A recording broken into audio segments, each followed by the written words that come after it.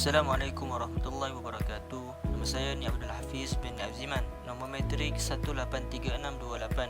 InsyaAllah dalam video pembentangan metodologi dakwah ini, saya akan membentangkan strategi dakwah Dr. Zakir Naik.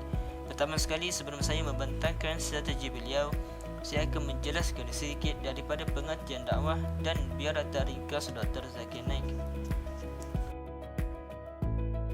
Masuk kepada pengertian dakwah ataupun definisi dakwah. Dari segi bahasa, dakwah diambil daripada perkataan bahasa Arab, iaitu da'a yad'u da'watan, yang mana membawa maksud menyeru, memanggil, mengajak dan lain-lain. Ianya boleh dilakukan sama ada dari segi perkataan ataupun perbuatan. Manakala dari segi istilah pula, istilah ini mengikut pandangan Ibnu Taimiyah, iaitu menyeru manusia supaya beriman dengan Allah serta beriman dengan apa yang dibawa oleh para rasul. Dengan kita ini membenarkan apa yang telah diberitahu oleh mereka dan taat terhadap perintah-perintah mereka. Maka kesimpulan dari pengertian dakwah ini adalah amar ma'ruf nahi munkar. Biodata Dr. Zakir Naik. Nama lengkapnya adalah Zakir Abdul Karim Naik, yang lahir pada tahun 18 Oktober tahun 1965 di kota Mumbai, India. Masa kecil, beliau memulakan pendidikannya dengan bersekolah di Peter High School di kota kelahirannya, iaitu Mumbai. Dari sana ia kemudian masuk ke Shinchan Chalaram College, kemudian ke Topiwala National College. Di sekolah tersebut ia banyak mempelajari mengenai ilmu kesihatan. Dari seorang doktor menjadi seorang pendakwah, Dr. Zakir Naik kemudian melanjutkan pengajian dia di University of Mumbai di India dalam jurusan ilmu kedoktoran. Setelah itu dia bekerja sebagai doktor di kota Mumbai. Namun pada tahun 1991 ia mengambil keputusan untuk berhenti sebagai doktor perubatan dan beralih menjadi seorang pendakwah Islam. Keputusan beliau menjadi seorang pendakwah Islam ini terinspirasi dari guru beliau, iaitu Ahmad Didat, yang merupakan seorang pendakwah Islam yang aktif melakukan dakwah selama 40 tahun lebih. Strategi dakwah. Strategi dakwah yang pertama ialah strategi bil hikmah. Sebahagian masyarakat telah mentafsirkan hikmah ini sebagai lemah lembut dan tidak kasar. Maknanya menyampaikan dakwah ini dengan lembut. Ada juga mentafsirkan sebagai pandai mengambil hati dan lain-lain.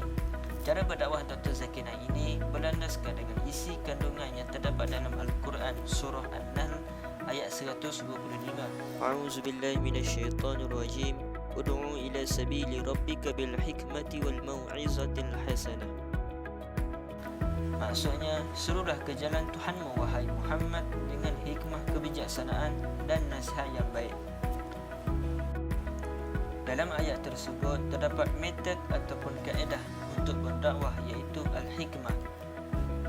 Salah satu ceramah Dr. Zakir Naik ketika di Malaysia yang memberikan beberapa nasihat kepada para pelajar supaya menuntut ilmu dengan baik dan benar. Ketika itu dengan bertemakan menuntut ilmu bagi seseorang Muslim. Kita boleh lihat dari ceramah beliau ketika itu, beliau menggunakan kaedah al-hikmah ini secara tersirat ataupun tersurat. Dr. Zakir Naik melakukan dakwah hikmah ini tidak hanya di negaranya sahaja, tetapi berceramah di keliling negara seperti Amerika, Australia dan termasuklah di negara kita, iaitu Malaysia. Strategi yang kedua adalah dakwah dengan debat. Salah satu metod yang terkandung dalam surah An-Nahl juga ayat 125. A'udzubillahi minasyaitonirrajim. Wajadiluhum billati hiya ahsan. Maksudnya, dan bantahlah mereka dengan cara yang baik. Pendekatan dakwah Dr. Zakir Naik ini bukan sahaja berdialog semata-mata, tetapi lebih kepada debat. Apabila disebut debat, sudah pasti pendekatan beliau dengan mematahkan hujah pihak lawan. Jika debatnya adalah Kristian, sudah pasti dia akan mengemukakan 1001 hujah untuk mematahkan hujah Kristian tersebut, sama ada dari sudut teks maupun dari sudut logik.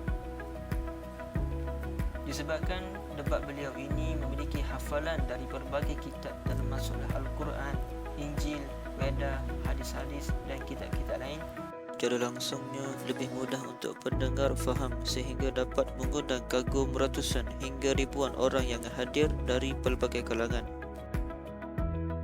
Strategi yang ketiga adalah strategi dakwah bil qalam. Kaedah ini telah diaplikasi pada zaman Rasulullah SAW kerana pada ketika itu tradisi tulisan sudah berkembang. Ini dibuktikan ketika Rasulullah menerima wahyu. Beliau terus memerintahkan pada sahabat yang memiliki kemampuan menulis untuk menulis wahyu yang diterimanya. Dr. Zakir Naik juga menggunakan kaedah yang sama, iaitu dengan menulis beberapa buah buku dan membuat beberapa rakaman ceramahnya, kemudian menjadikannya sebagai kaset atau VCD. Antara buku-buku yang dihasilkan oleh beliau iaitu Dr. Zakir Naik Answer to Non-Muslim Common Question About Islam pada 2008, The Quran and the Bible in the Light of Science, dan Similarity Between Islam and Christianity.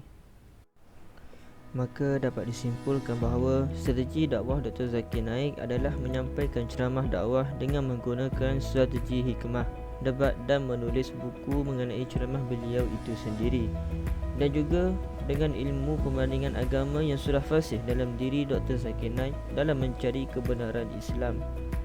Jadi bagi para pendakwah, hendaklah menerapkan salah satu strategi dakwah yang dilakukan Dr. Zakir Naik dengan mengislamkan ribuan orang Islam dan meningkatkan mutu dan kesejahteraan dalam berdakwah. Assalamualaikum warahmatullahi wabarakatuh. Itu sahaja daripada saya.